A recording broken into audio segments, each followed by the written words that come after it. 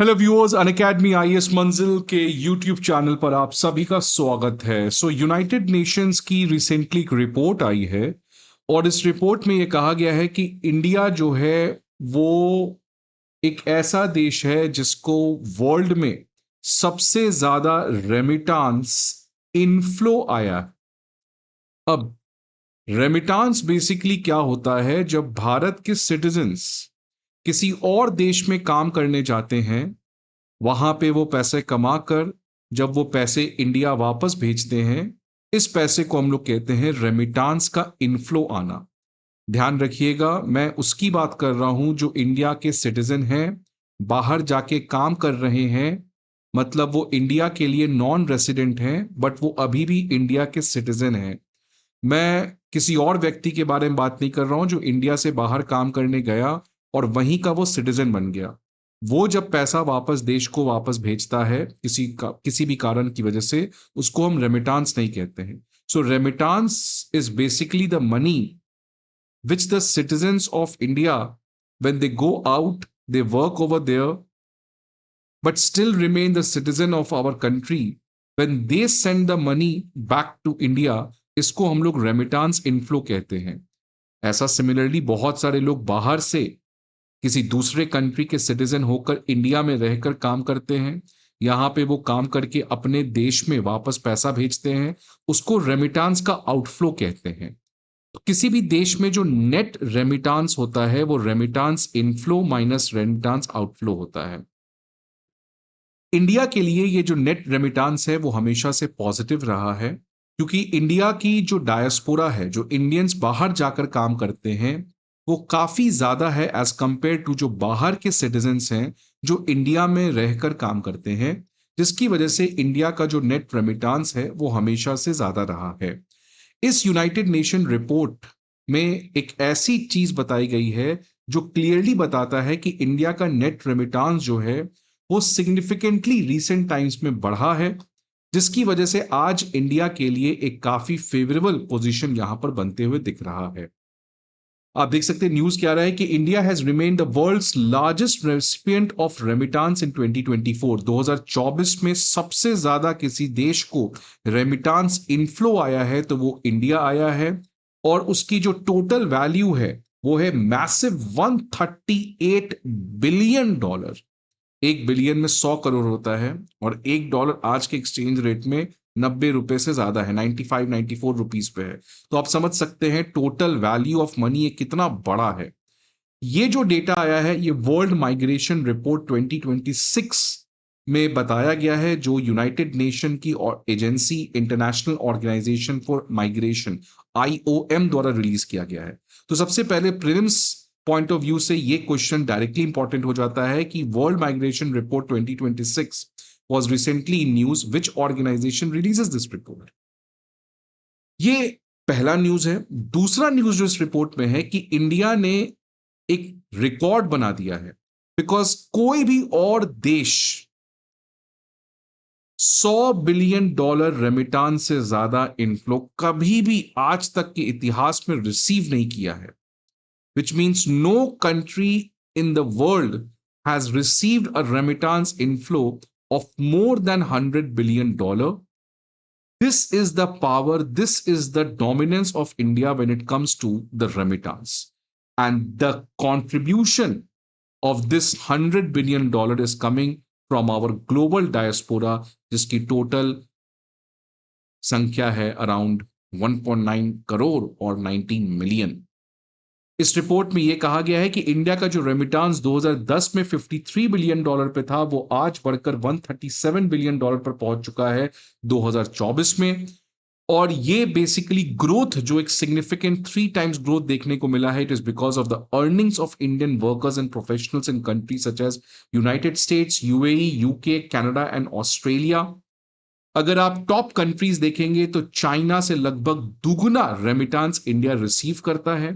अगर मैं थोड़ा सा आपको टॉप 3 कंट्रीज के बारे में बात करूं तो इंडिया ऑब्वियसली टॉप 1 पे है, लेकिन जो गैप है इंडिया का बाकी कंट्रीज के कंपैरिजन में, जो सेकंड नंबर पे कंट्री है, थर्ड नंबर पे कंट्री है, वो गैप बहुत बड़ा है।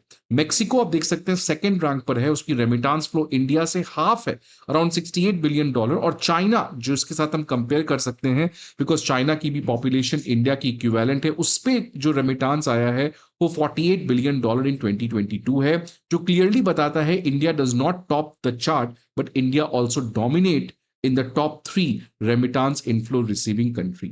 इस रिपोर्ट में एक और अच्छी बात यह कही गई है कि हमेशा से हमें लगता था कि ये जो रेमिटांस आता है ये उनसे आता है जो मजदूर हैं, जो गल्फ कंट्री में काम करते हैं, कंस्ट्रक्शन, सर्विस, डोमेस्टिक वर्क की तरह, नर्सेस की तरह।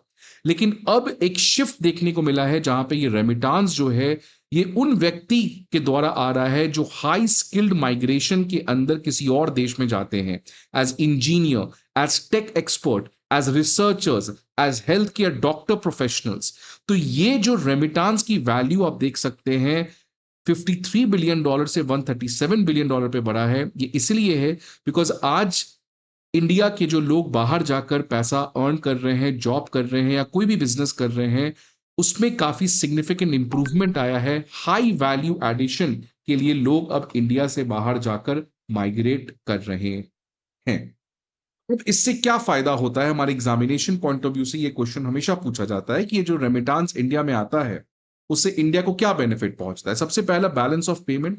देखिए बैलेंस ऑफ पेमेंट क्या है? पेमेंट का बैलेंस होना। मैं आपको 100 रुपए दूं, आप मुझे 100 रुपए वापस कर दो, बैलेंस हो गया ना। वैसे ही अगर इंडियंस बाहर से कुछ सामान खरीदते हैं तो हमें डॉलर में पे करना होता है, डॉलर खर्च करना पड़ता है।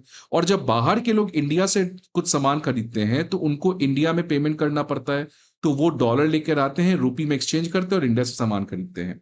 अगर ये डॉलर बैलेंस हो जाता है, जितना पैसा इंडिया, जितना डॉलर इंडिया से बाहर जा रहा है वाया एक्सपोर्ट, वाया इन्वेस्टमेंट, जितना डॉलर बाहर से इंडिया में आ रहा है, अगेन वाया वाया एक्सपोर्ट और वाया एफडीआई, एफपीआई, ये जो भी है, अगर ये दोनों डॉलर आपस में बैलेंस हो जाए तो इसी को बैलेंस ऑफ पेमेंट कहते हैं और ये होना बहुत जरूरी है।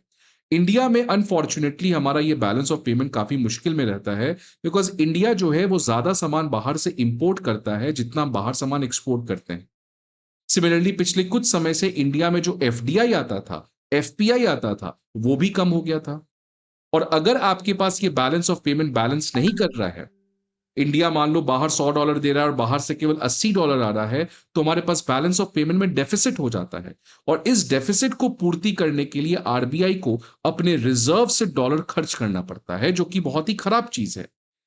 इसीलिए इस बैलेंस ऑफ पेमेंट में एक चीज जो बहुत स्टेबल है, हमेशा से रेजिलियंट रहा है, वो है रेमिटांस। बिकॉज ये रेमिटांस जो बाहर से डॉलर इंडिया में आ रहा है, ये बैलेंस ऑफ पेमेंट को ज्यादा डेफिसिट में ना जाए ये होने से रोक देता है। एक्सचेंज रेट जो भी पैसा बाहर से डॉलर में आता है वो इंडिया में रूपी में खर्च होता है, तो लोग बाहर से डॉलर लेके आते हैं, उसको सेल करके रूपी की डिमांड करते हैं, जिससे हमारा रूपी जो है वो स्ट्रांगर होता है। ये जो 19 मिलियन डायस्पोरा है, ये केवल पैसा अर्न करके वापस इंडिया में नहीं भेज रहे हैं, रादर ये इंडिया के कल्चर, इंडिया के लेगेसी, इंडिया के इन्फ्लुएंस को भी अब्रॉड बढ़ा रहे हैं। So that's why these are the 19 million ambassadors which India has across the world. Brain exchange, brain drain तो ठीक है, बट ब्रेन एक्सचेंज भी होता है, क्योंकि जब आपके फैमिलीज में से कोई एक पर्सन बाहर जाता है तो उस फैमिली में उसका इंपैक्ट पहुंचता है। वो पर्सन जब 10 साल 15 साल के बाद वापस में इंडिया में आएगा तो वो इंडिया में आरएनडी कर सकता है, क्योंकि वो बाहर का एक ग्लोबल एक्सपोजर लेकर इंडिया में आता है। साथ ही साथ अगर 19 मिलियन लोग इंडिया में ही जॉब करने लगे, जहां पे ऑलरेडी आज जॉब की दिक्कत है, तो फिर इंडियंस के लिए जॉब बचेगी भी नहीं। तो ये भी थोड़ी फायदा है, जॉब डेफिसिट को ये फुलफिल करता है। लेकिन आने वाले समय में ये जो रेमिटांस की कहानी है, इसमें चैलेंजेस आ सकते हैं। सबसे पहले जहां से सबसे ज्यादा पैसा इंडिया को आता है, अमेरिका, वहां पे आज ट्रम्प की व्हाइट नेशनलिज्म की वजह से इमिग्रेंट्स के खिलाफ काफी अटैक हो रहा है, जिसकी वजह से ऑब्वियसली जो इंडियंस अमेरिका में काम करने जाते हैं या जाना चाहते हैं, उनकी संख्या में गिरावट आनी तय है। मिडिल ईस्ट में जो हमारा एक बहुत बड़ा डायस्पोरा है, आज जिस तरीके का वॉर आया है, the things will never remain the same. Because जो मिडिल ईस्ट में एक सक्सेस स्टोरी की कहानी हमेशा बताई जाती थी, आज उसके एक बहुत बड़ा सेटबैक लगा है, because now economy has been overshadowed by the geopolitical uncertainties. आज एआई का impact Silicon Valley, European countries में कितना ज्यादा है आप सभी को पता है। उससे जो इंडियन चीप लेबर्स की तरह बाहर जाते थे, उस जॉब पे एआई का भी इंपैक्ट आ सकता है। And obviously brain drain, China की रेमिटांस कम आती है, but that does not mean China remittance का भूखा है, बिकॉज चाइना अपने लोगों को बाहर नहीं जाने देता है, and that's why China is able to make DeepSeek, that's why China is able to go with all those innovations. So brain exchange तो ठीक है, बट शॉर्ट टर्म में ब्रेन ड्रेन की भी प्रॉब्लम जो है वो इकोनॉमी को देखनी पड़ती है। आपको क्या लगता है इस पर्टिकुलर डेवलपमेंट के बारे में? Please let me know the comment box. I hope आपको ये वीडियो अच्छा लगे। See you again some other video, till then goodbye and take care.